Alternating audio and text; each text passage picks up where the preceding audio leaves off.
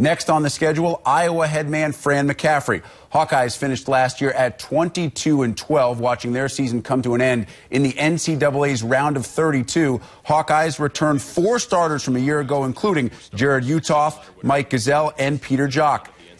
Iowa head coach Fran McCaffrey now set to address the media. Welcome back. We'll start with an opening statement and then open up for questions. I think this is one of the most unique teams that I've had in all my years in coaching, in the sense that we have 4 starters back. Can almost count Clemens as a 5th starter. And after that, everybody's young. With the exception of Dom Mule, he's the only one who played. Everybody else is a guy who sat out last year, a freshman, or a transfer that didn't play last year. So it'll be a real challenge to get those young guys ready, because I think, in this league, 5 guys isn't enough. You need at least 10. So I think they'll be ready. It's an exciting time to try to get them ready. I think we've got talent, got character, and looking forward to it. Thank you, Coach. Please raise your hand high if you have a question. We'll start in the back left corner of the room. Coach, what do you need to see out of your center, Adam Woodbury, in order for this team to be competitive with the tough front courts of the Big Ten? Well, I think that's a great question, because his role will change. We basically had he and Gabe Olashany splitting time. Both had completely different styles.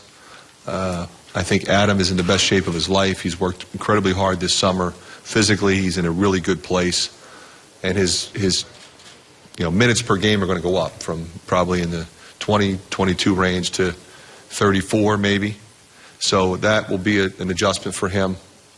He's always been a physical guy. It wasn't as much of an issue when you're playing 20 minutes. It is when you're playing 34, 35 minutes. You got to just move your feet and stay out of foul trouble and rebound and be a leader on the floor, which he's always been. Let's go standing up in the back on the right-hand side. Coach, is there a clearly defined leader on the team right now, and what are you focused on in the next 2 weeks? I think when you have 4 seniors, all of whom have played as much as these 4 guys have, it's kind of a collective effort. Last year was Aaron White's team. There's no question about that, even with Gabe and Josh. This year it's a little bit different, because Mike's the point guard. Woody's a little more verbal. And Jared has really, I think, taken his game to the next level, but he's not a big verbal guy. Clemens is, and he's rock solid and has tremendous respect of everybody in that locker room. So I think all of them will contribute in that area. Over the next couple weeks, we're putting a lot of stuff in every day, and the interesting thing is going to remain to be seen how these young guys start picking things up, because they'll be the guys that kind of step to the forefront. Let's go left-hand side, 3rd row.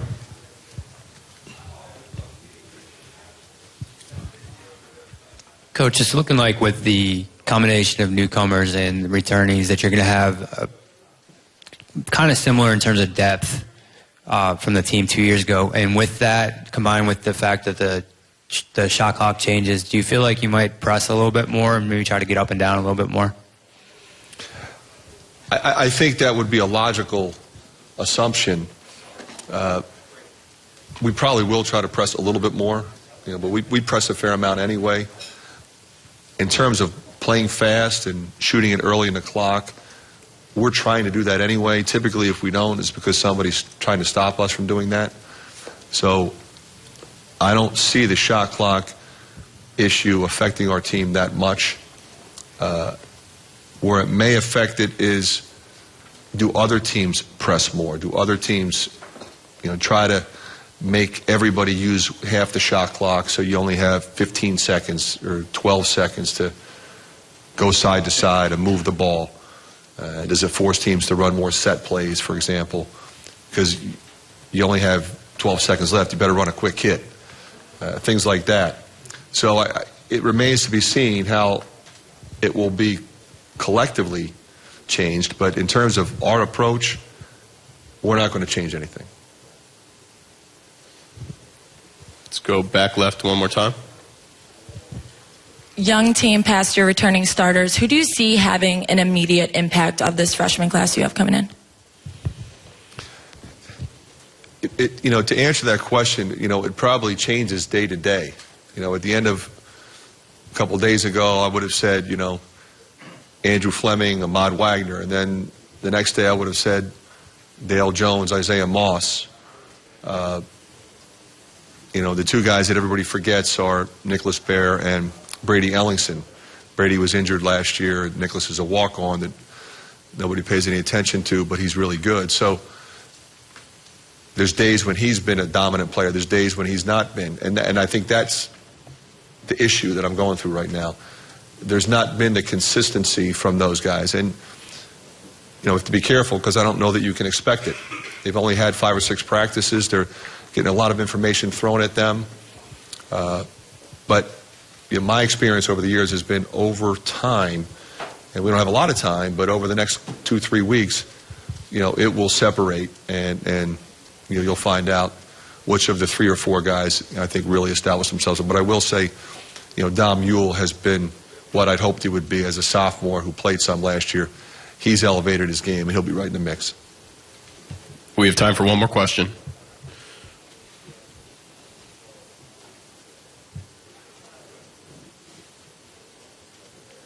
All right, seeing none. Thank you, Coach. Good luck this season.